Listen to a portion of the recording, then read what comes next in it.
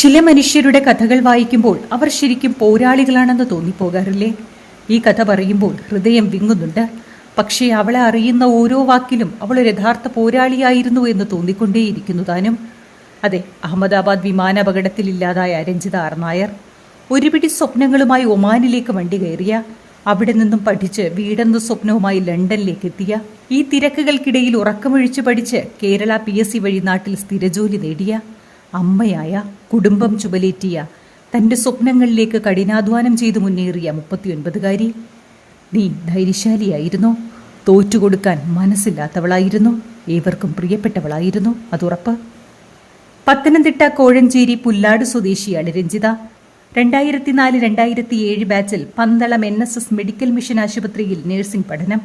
കൂട്ടുകാരിയുടെ വിയോഗം ഒരു നടുക്കത്തോടെ കേട്ട സഹപാഠികൾ പഠനം കഴിഞ്ഞും ഞങ്ങൾ സുഹൃത്തുക്കളായിരുന്നു എന്നും അവൾ മിടുക്കിയായിരുന്നു എന്നും ഓർത്തെടുക്കുന്നുണ്ട്.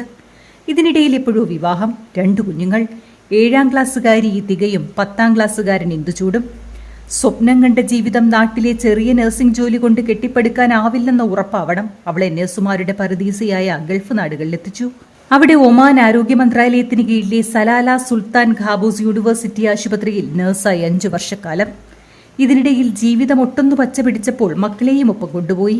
അവരെ നന്നായി പഠിപ്പിക്കണം, നാട്ടിൽ നല്ലൊരു വീട് വയ്ക്കണം, തല ഉയർത്തിപ്പിടിച്ച് ജീവിക്കണം. സ്വപ്നങ്ങളുടെ നിര വലുതായിരുന്നു. അതിലേക്ക് ഒരേ ഒരു ഉത്തരവും: അധ്വാനിക്കണം. വലിയ ആകാശങ്ങൾ തുറന്നിട്ട നാടുകളിലേക്ക് ചേക്കേറി കിനാവുകൾ നേരാക്കണം. അതിനായാണ് മക്കളെ നാട്ടിലാക്കി അമ്മയുടെ അടുക്കലാക്കി അവൾ ലണ്ടനിലേക്ക് പോകുന്നത്. കേവലം 1 വർഷം മുൻപ് ആ യാത്രയ്ക്കൊപ്പം മറ്റൊരു സ്വപ്നത്തിനു കൂടി അവൾ തറക്കല്ലിട്ടു.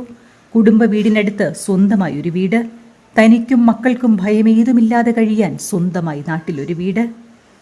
വിദേശത്താണെങ്കിലും മക്കളെ നാട്ടിലെ മികച്ച സ്കൂളിൽ നന്നായി പഠിപ്പിച്ചും വീട് പണിക്ക് നേതൃത്വം നൽകിയും അവൾ മറുനാട്ടിലിരുന്ന് നാട്ടിലെ സ്വപ്നങ്ങൾ നെയ്തു. വീട് പണി കഴിയാറായി. ഈ മാസം പാലുകാച്ചൽ നടത്തണം. ഓണം പുതിയ വീട്ടിൽ ആഘോഷമാക്കണം. അമ്മാവാ പാറൂന് അമ്മയ്ക്കൊപ്പം നിൽക്കണമെന്ന് ചിണുങ്ങുന്ന മകൾക്കും കൗമാരക്കാരനായ മകനുമൊപ്പം സുന്ദരമായി ജീവിക്കണം. അതിനായി ലണ്ടനിലെ ജോലി ഉപേക്ഷിച്ച് താൻ രാപ്പകൽ ഉറക്കമിളച്ച് നേടിയ കേരള PSC വഴിയുള്ള ജോലിയിൽ പ്രവേശിക്കണം. അതിന്റെ ഫോർമാലിറ്റീസിനായി ലണ്ടനിൽ നിന്നും എമർജൻസി ലീവിലെത്തിയതാണ് രഞ്ജിത. തിരികെ പോയി ജോലി റിലീവ് ചെയ്ത് എന്നേക്കുമായി നാട്ടിലേക്ക് മടങ്ങിയെത്താൻ വേണ്ടി മാത്രം വിമാനം കയറിയവൾ. ആ മടക്കയാത്ര ഉണ്ടായതേയില്ല.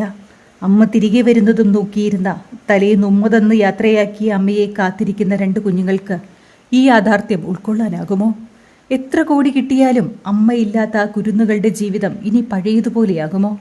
ആകട്ടെ, അവർ മിടുക്കരായി വളരട്ടെ. ഉത്തരവാദിത്വമുള്ളൊരു സമൂഹമായി നമുക്ക് ആ കുഞ്ഞുങ്ങൾക്ക് കരുതലാകാം, ഒപ്പമുണ്ടെന്ന തോന്നലാവാം.